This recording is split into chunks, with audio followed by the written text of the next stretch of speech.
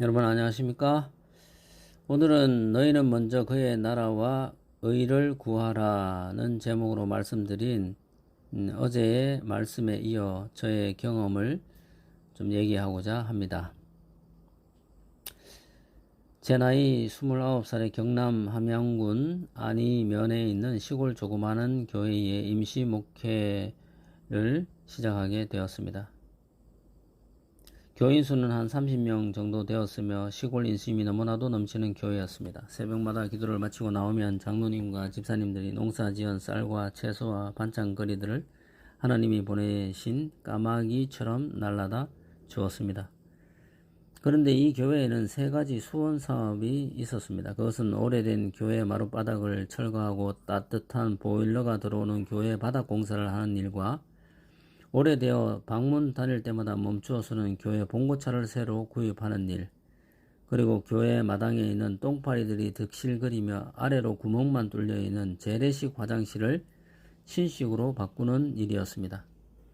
하루는 새벽 기도를 마치고 사택 문 앞에 있는 큰 호박 한 덩어리를 들고 기쁜 마음으로 들어오려는데 한 여집사님이 급하게 사택으로 뛰어오는 것입니다. 전도사님, 큰일이 났다는 것입니다. 무슨 큰일이냐고 물었더니 글쎄 산중턱 약간 비탈진 1000평의 땅을 1년에 10만원만 주면 그 땅 전부를 빌려준다는 것입니다. 정말 큰일, 아니 큰 소식이었습니다. 순간 집사님과 제 머릿속에는 이 1000평의 땅에 홍화 농사를 지어 홍화 씨앗을 장에다 내다 팔면 과연 얼마의 돈이 될까라는 생각이 스쳐 지나갔습니다. 그 당시 뼈에 좋은 홍화 씨앗 한 대가 5만원 할 때였습니다. 1000평의 땅에 홍화 씨앗 100대만 수확되어도 500만원입니다. 1000평의 땅에 홍화 씨앗이 100대만 나오겠습니까? 만약 그렇게 된다면 교회 바닥도 바꾸고 교회 봉고차도 새로 사고 교회 마당에 있는 화장실도 새로 지을 수 있겠다 싶었습니다.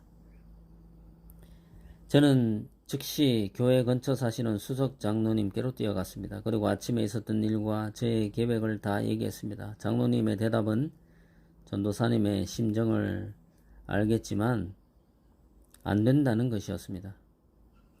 장로님께서 평생 농사를 지어온 결과 농사가 그리 쉬운 게 아니라는 것을 저에게 거듭 말씀해 주셨습니다. 저는 한숨 쉬며 절망한 채로 집으로 돌아왔습니다. 그러나 잠도 오지 않고 아무것도 손에 잡히질 않았습니다. 그 다음날 또 그 다음날에도 날마다 장로님을 찾아갔습니다.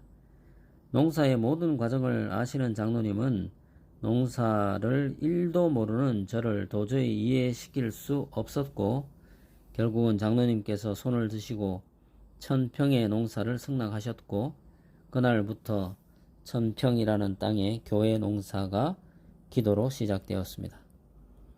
각 가정마다 개인의 농사 일이 있음에도 교인들이 많이 모였고 장로님은 트럭들을 빌려 땅을 갈아엎고 거름을 주고 교인들은 함께 땅에 검정 비닐을 씌우고 비닐 위에 구멍을 뚫고 홍화 씨앗을 간절한 마음으로 일일이 심었습니다.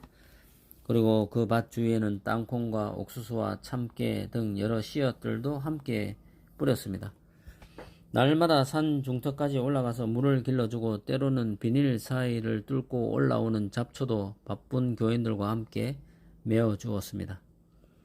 봄이 지나고 뜨거운 여름이 찾아왔습니다. 1000평의 땅에 물 주는 일이 보통 일이 아니었습니다. 그러던 어느 날 한여름 밤에 태풍이 온다는 소식이 들려왔습니다. 산 중턱에 약간 비탈진 곳에 있던 교회 밭이 걱정되었지만 밭 사이사이와 주위에 고랑을 파 주는 일 외에 그냥 두고 보는 수밖에 다른 방법이 없었습니다. 태풍이 지나간 다음날 일찍 산 중턱까지 올라갔습니다. 그런데 이게 웬일입니까? 평평한 곳의 다른 이웃들의 밭들은 멀쩡한데 약간 비탈진 교회 밭은 엉망이었습니다. 사람 무릎 정도까지 자란 홍화 줄기들이 다 썰어져 있었고 뽑혀 있었습니다. 살아남은 몇 그루 외엔 모두 다 누워 있었습니다. 그야말로 농사를 망친 것입니다. 추수의 계절 가을이 되었습니다. 트랙터 빌림값, 거름과 검정 비닐과 각종 씨앗들과 급할 때 잡초 뽑기 위해 동원된 인부들의 일당 등 다 정산을 해보니 딱 본전이었습니다. 땅콩도 새들이 와서 다 뽑아먹고 여름에 수확한 옥수수만 실컷 먹었습니다. 어느 날 새벽 기도를 마친 후 갑자기 이런 생각이 들었습니다. 내가 이곳에 전도사로 와서 지금 뭘 하고 있는 거지? 내가 농사꾼인가? 사람 낚는 어부인가? 그러면서 한 성경 구절이 제 눈에 들어왔습니다. 사도행전 6장 3절과 4절 말씀입니다. 우리가 이 일을 그들에게 맡기고 우리는 오로지 기도하는 일과 말씀 사역에 힘쓰리라. 그 후 목회의 쓴맛을 보여준 농사 일을 다 잊고 나의 본분을 다하기 위해 안식일 오후마다 교회에 나오는 학생반 친구들에게 열심히 성경을 가르쳤습니다.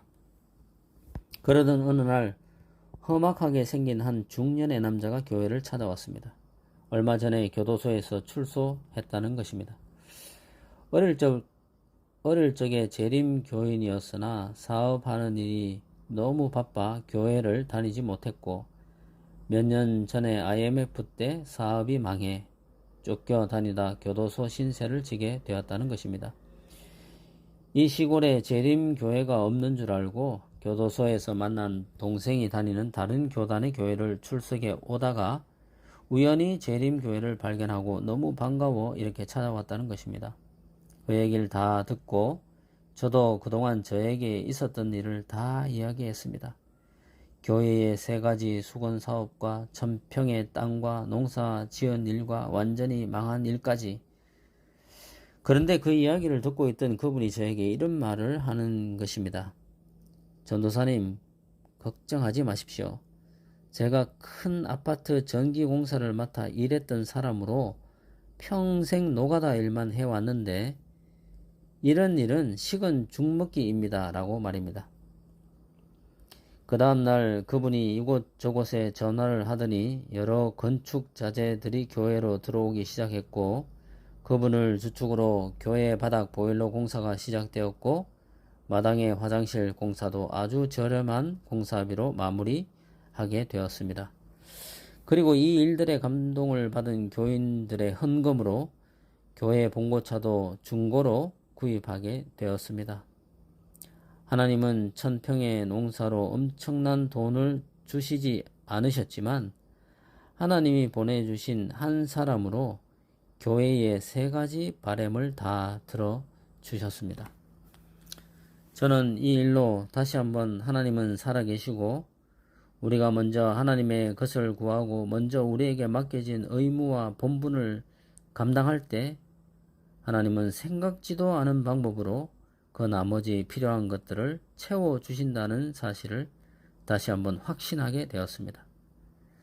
성도 여러분, 오늘 여러분 각자가 하나님을 위해, 교회를 위해 먼저 해야 할 일이 무엇인지 살펴보시고 그 일부터 먼저 하시길 바랍니다.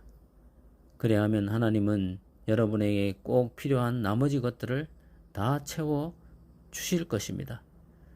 오늘도 하나님의 나라와 그분의 의를 먼저 구하는 주님의 종들 되시기를 간절히 바랍니다.